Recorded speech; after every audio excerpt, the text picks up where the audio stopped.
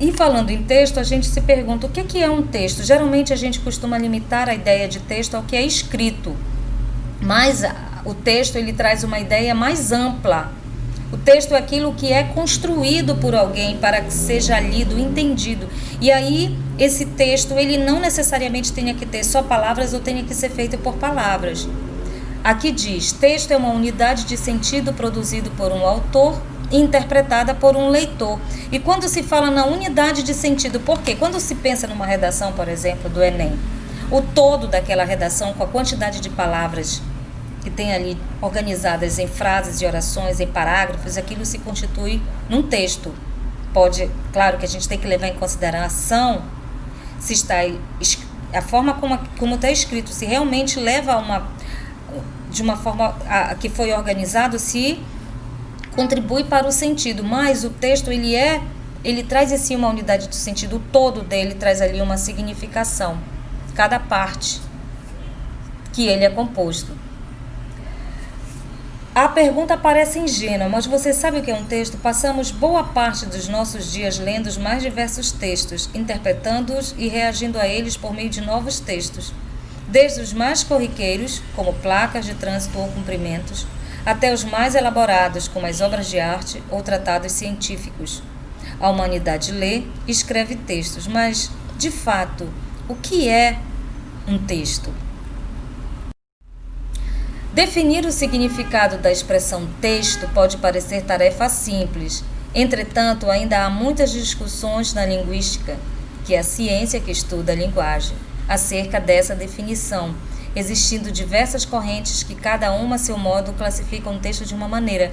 De forma geral, é possível dizer que texto é uma unidade de sentido produzida por um autor e interpretada por um leitor. Então, essa unidade de sentido, a gente também não pode restringir ao que é verbal. Então, um quadro, se eu estou observando um quadro de uma determinada corrente artística, eu posso dizer ali que é um texto. E ele traz em si uma unidade de sentido, o todo dele, embora eu possa observar os elementos para tentar compreender o sentido global daquele texto. Então, nós temos aqui esse esquema: autor, texto, leitor. E isso vai também, essa seta ela volta, né? Porque aquele que lê um texto é aquele que também produz um texto. E aí a gente pensa também na questão de leitura, a leitura num sentido mais amplo, né? A leitura de textos e que não sejam apenas textos verbais. Partindo dessa definição, é possível dizer que texto é tudo aquilo que atribuímos um sentido ao ler e escrever. Interessante essa questão do texto, porque como se pensa muito que texto é escrito, às vezes os próprios materiais dos livros, né, que até a gente encontra na internet, eles acabam caindo sempre naquela ideia do ler e do escrever, simplesmente. Fala dessa questão do sentido maior do texto, mas acaba se voltando muito para a questão só da leitura e do escrito. Mas eu continuo afirmando e dizendo que o sentido de texto ele é bem maior do que simplesmente o que é só o escrito, embora o que é escrito também seja considerado texto. Não esquecendo de tomar as devidas precauções em relação à ideia do sentido de um texto que é realmente bem articulado, porque a articulação, o que é articular? É interligar as partes do texto, seja um texto escrito ou qualquer outro tipo de texto, para que possa haver ali uma percepção de um sentido. Origem. O texto, portanto, nasce no momento em que um ser humano se comunica com o mundo ou com o outro. Vale a pena ressaltar, não obstante, a origem etimológica de texto. O termo do latim textus, de textum, que significa tecido, entrelaçamento. Então, a ideia de texto vem de tessitura, de tecido. E como é que é o tecido? O tecido, ele se entrelaça. Ele está todo ali ligado por linhas. Então, quando a gente pensa num texto, a gente tem que pensar que esses elementos que compõem o texto também tem que estar bem conectados. Se for uma palavra bem conectada com a outra, uma frase bem conectada com outra frase, um parágrafo conectado com outro parágrafo. Se for uma pintura, aqueles elementos do desenho, a forma como as pinceladas foram dadas na tela, que estão ligadas a um pensamento também, a uma corrente, a uma ideia, a uma ideologia, a uma filosofia, mas tudo bem conectado para que possa realmente ser considerado um texto. Uma redação escolar escrita de modo desconexo, por exemplo, com partes confusas ou inconclusivas, pode ser considerado um texto mal escrito, haja vista que a tessitura, quer dizer, a ligação entre as palavras está falhando, porque relacionado a texto, isso tem que estar muito bem ligado para ser considerado texto. Uma boa redação, por outro lado, deve ter coesão e coerência. A coesão e a coerência é justamente essas ligações serem bem feitas. A coesão está mais ligada à questão de elementos linguísticos mesmo, como nós utilizamos esses elementos linguísticos dentro do texto, e a coerência é ligada à ideia, né? Então, tudo isso ligando o quê? Orações, frases, parágrafos.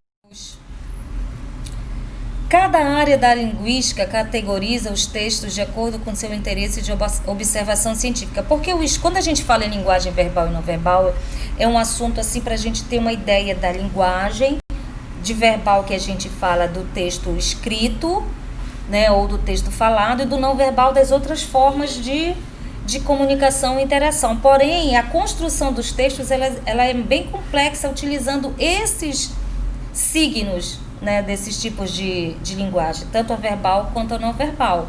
Então, o estudo ele é bem complexo e a ciência, então, faz estudos diferenciados acerca dos textos.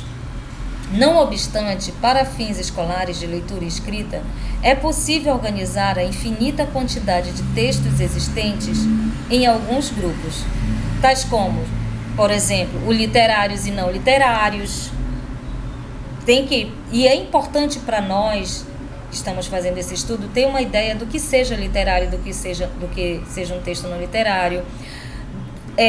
Aí se fala do verbal e não verbal, e fala-se também dos gêneros e tipos textuais. Por exemplo, a gente pode falar da dissertação, a gente pode falar da carta, a gente pode falar do texto publicitário, a gente pode falar do cartoon. Tudo isso compõe o texto e está utilizando aquelas linguagens ali, verbal e não verbal. Porém, eles são colocados em gêneros, em tipos, em categorias. E é preciso que nós, então, para que nós tenhamos essa competência linguística, essa competência comunicativa, possamos perceber essa diferença e identificar essa diversidade, tanto para a leitura quanto para a produção. Ou pelo menos estar preparados, ter uma autonomia para a produção desses textos e buscar uma pesquisa caso seja necessário que a gente produza esse texto por algum momento assim da nossa vida profissional, estudantil ou mesmo em outras situações. Texto verbal e não verbal. Texto verbal e não verbal. Uma das possíveis divisões dadas aos textos é texto verbal. Texto verbal. Tais textos são aqueles escritos com palavras. Todos os textos compostos por esse tipo de signo linguístico, feitos, portanto, em língua portuguesa, espanhol, francês, etc., eu já falei aqui, são considerados que boa parte verbais. Delas traz texto aquela não ideia verbal. dupla, por né? oposição, por esses exemplo, textos mouse, são aqueles produzidos sem palavras, de outra usando língua, né? significantes visuais. Não é da língua portuguesa, mas a gente entende que mouse é aquele objeto que nós utilizamos ali. Músicas instrumentais. E mouse também tem outro texto significado, misto. né? De camundongo, É importante lembrar que nem sempre os textos são apenas verbais ou não verbais. Na verdade, existem inúmeros textos que trazem elementos visuais e sonoros. De um ratinho, uma propaganda na televisão, por exemplo, costuma apresentar imagens e sons significativos. Traz a ideia, de um então, se eu conjunto digo de palavras que tentam convencer o espectador a comprar o que está ali se vendendo na informática. O texto não verbal, por oposição a esses textos, são aqueles produzidos sem palavras, né, usando significantes visuais, como a pintura e a fotografia, por exemplo, ou sonoros, como músicas instrumentais. Acho que já está, espero que já esteja mais claro e não haja mais confusão, porque é algo até simples de se perceber a diferença do que é verbal e não verbal. O texto misto, que é importante lembrar que nem sempre os textos são apenas verbais ou não verbais. Na verdade, existem inúmeros de textos que trazem elementos sonoros e visuais. Então, uma propaganda na televisão, né, costuma apresentar imagens e sons significativos, além de um conjunto de palavras que tentam convencer o espectador a comprar o que está se vendendo, né? Porque o texto ele é construído também com objetivo. Nós vamos revisar isso quando fizermos a revisão de funções da linguagem. E aí estão aqui algumas referências de onde foram buscadas essas imagens e o texto que foi utilizado aqui nesses slides. E aqui a gente termina essa revisão sobre a linguagem, que foi o nosso primeiro assunto, né, para trazer vocês novamente a pensar sobre essas questões da linguagem ou reforçar o que vocês estão estudando sobre a linguagem.